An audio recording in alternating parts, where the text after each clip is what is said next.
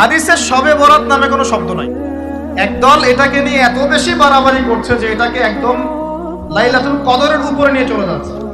আরেকদল দেখা যাচ্ছে এটাকে এমন ভাবে পরিত্যাগ করছে যে এইতে কিছুই করা যাবে না, কোনো ফজিলতি নাই।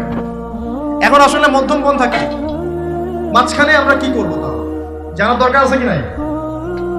অনেক হাদিসের অনেক আলোচনা, প্রায় 40-50 পৃষ্ঠার বই, সব আলোচনা তো মাহফিলে করা সম্ভব না। আমি সারমর্মটুকু বলি। সারমর্ম কি?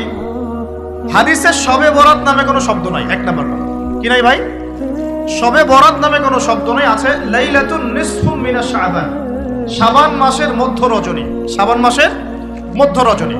শাবান মাস কি? উত্তর, নবী সাল্লাল্লাহু আলাইহি ওয়াসাল্লাম রমজান মাসের পর যে মাসে রোজা রাখতে বেশি গুরুত্ব দিয়েছেন তার নাম শাবান। আয়েশা রাদিয়াল্লাহু আনহা তিনি বলতেন যে শাবান মাস আসলে নবী সাল্লাল্লাহু আলাইহি ওয়াসাল্লাম এত বেশি বেশি রোজা রাখতেন যে মনে হতো তিনি রোজা ছাড়বেনই না, সারা মাস রেখে ফেলবেন। বেশি থেকে বেশি রোজা রাখতেন শাবান মাসে। প্রশ্ন হচ্ছে কেন?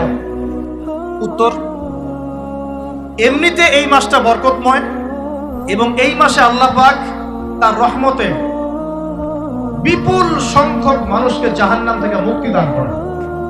সুবহানাল্লাহ।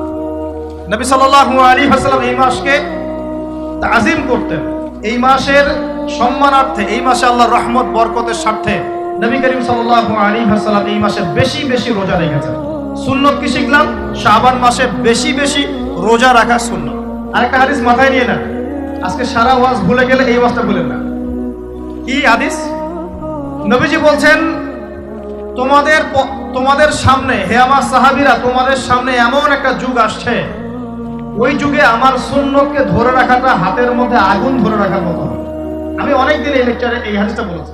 ওই যুগে যদি তোমরা আমার একটা সুন্নতকে জীবিত করতে পারো, সমাজে একটা সুন্নত মরে গেছে ওটাকে আবার জীবিত করতে পারো, তাহলে 50 জন শহীদ সাহাবীর নেকি পাও। আপনি 50 জন শহীদ